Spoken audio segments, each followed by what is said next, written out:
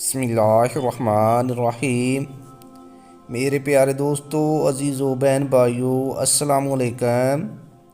درود پاک پڑھیں، چلتے ہیں حدیث مبارک کی طرف۔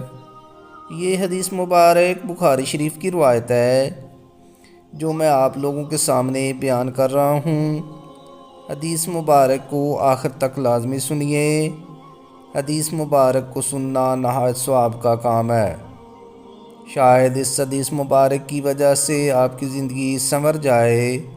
تو آئیے چلتے ہیں حدیث مبارک کی طرف۔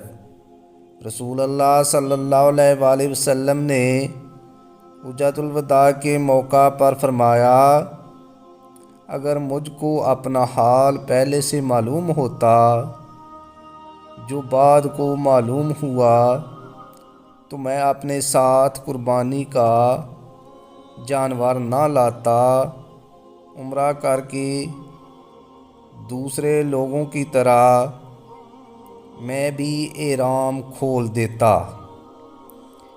میرے پیارے دوستو، اگر آپ حدیث مبارک سننا پسند کرتے ہیں تو اس طرح کی مزید حدیث کے لیے ہمارے چینل کو سبسکرائب کر لیں۔ برائے مہربانی ویڈیو کو لائک بھی کریں۔ اجازت دیں، ملتے ہیں پھر ایک نئی حدیث کے ساتھ۔ جزاک اللہ، شکریہ، اللہ حافظ۔